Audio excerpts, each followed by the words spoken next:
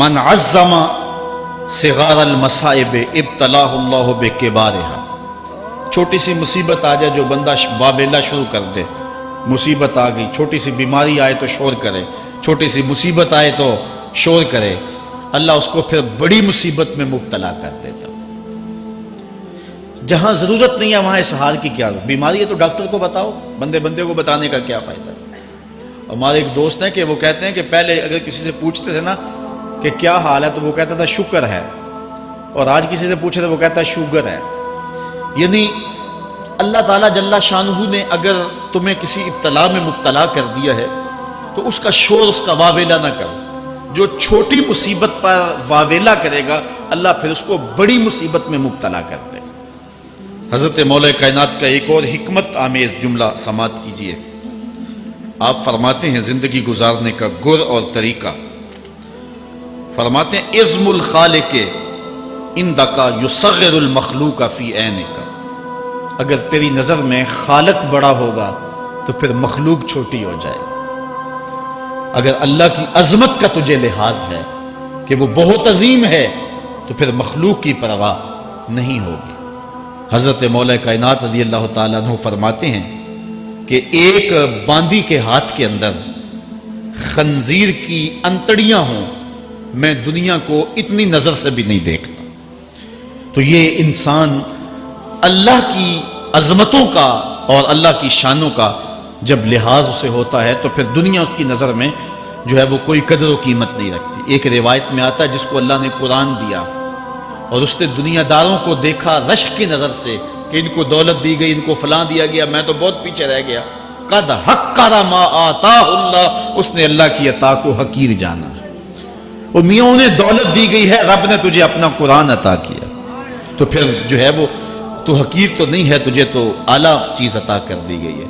تو جس نے اللہ کی عظمت اور خالق کی عظمت کا اقرار کیا پھر مخلوق اس کی نظر میں کوئی حیثیت نہیں رکھتی ہے۔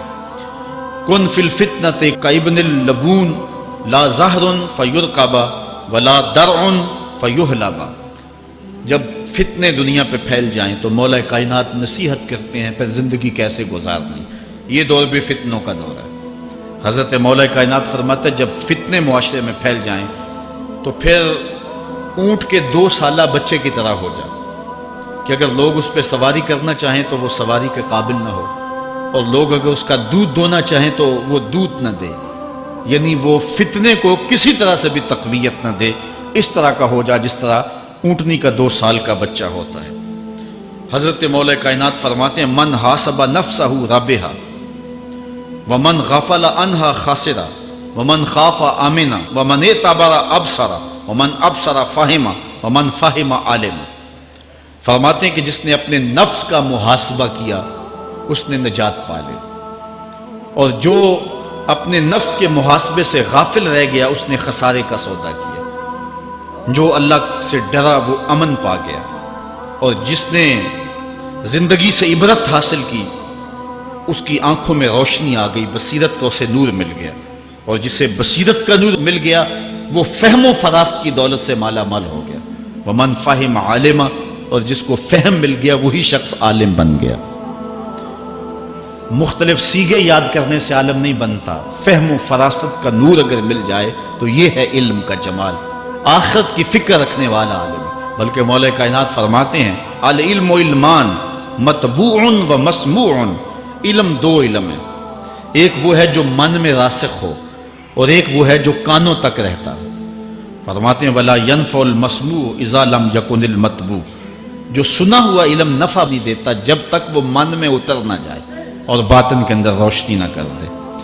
حضرت مولا کائنات کی ایک اور نصیحت ذرا غور سے سنیے، فرمایا تمہارے سامنے نیکوکار اور بدکار برابر نہ ہو، کہ نیک بھی جو ہے وہ اسی انداز میں ہو اور برا بھی، اس کا سلوک بھی تمہارا ایک جیسا ہی ہو۔ ایسا کرنے سے نیکوں کی ہمت پست ہو جائے گی اور خطاکار اور بھی شوخ ہو جائیں گے۔ ہر آدمی کو وہ مقام دینا چاہیے جس کا وہ اپنے عمل کے اعتبار سے مستحق ہے۔ اصل خرابی ہوئی تب ہے ہمارے آراس میں، ہماری محافل نعت میں، ہماری مجالس میں وہ لوگ مہمان خصوصی بنے جن کے پاس دولت زیادہ تھی، چاہے کردار کے لحاظ سے وہ کتنے ہی پست کیوں نہ ہو، اور جن کے پاس دولت نہیں ہے چاہے وہ کردار کے اعتبار سے جتنے مرضی بلند کیوں نہیں ہے، انہیں عزت کی مسند پہ نہیں بٹھایا۔ لوگوں کا عجیب حال ہے، بدکاری کو اعلیٰ نسب کا نشان سمجھتے ہیں اور پاک دامنی کو تعجب خیال کرتے ہیں، گویا اسلام کے لباس کو الٹا پہن لیا ہے لوگ۔